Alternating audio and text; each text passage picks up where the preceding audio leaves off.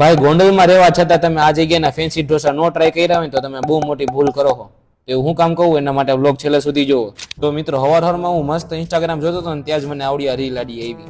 દોસા ઇડલી સાંભાર ચટણી ચટણી દોસા ઇડલી દોસા દોસા દોસા દોસા.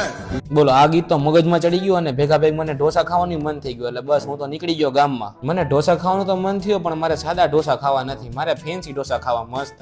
તો હવે જોઈ ગામમાં ક્યાં ચડે છે. તો ફોર્મમાં આવી ગયો હું હાઈવે ઉપર નવા માર્કેટિંગ યાર્ડ પાસે જીઓના પેટ્રોલ પંપની એક્ઝેક્ટ સામે માધવ ગાર્ડન એન્ડ રેસ્ટોરન્ટમાં. બોલો ખાલી અહીંયા ફેન્સી ઢોસા જ નથી મળતા, અહીંયા તો સુરતી ફેન્સી ઢોસા, ચાઇનીઝ, પંજાબી, ગોગડી અને ઘણી બધી વસ્તુ મળે છે. અને ભાઈ હું ગેરંટીથી કહું તમે અહીંના ઢોસા એકવાર ખાઓ ને એટલે ખાતા જ રહી જાઓ, તમે વારંવાર અહીંયા આવવાના હો. અને એમાંય તમે અહીંનો ચીઝ વેફર જીની રોલ ટ્રાય કરી લીધો ને એટલે તો વાત જ જવા દો. અહીંની બેસ્ટમાં બેસ્ટ આઈટમ હે. જો તમારે તમારી ફેમિલી સાથે ટાઈમ સ્પેન્ડ કરવો હોય તો અહીંયા ગાર્ડનની ફેસિલિટી પણ અવેલેબલ છે, પાછું એ એકદમ નેચરલ વાતાવરણમાં. અને એક મેઇન વાત, જો તમારે અહીંયા બર્થડે સેલિબ્રેશનની પાર્ટી ઓર્ગેનાઇઝ કરવી હોય તો અહીંયા એ પણ થઈ જશે. તો આજે જ વિઝિટ કરો માધવ ગાર્ડન એન્ડ રેસ્ટોરન્ટ. અને હા, ઢોસા ખાવાનું ભૂલતા નહીં.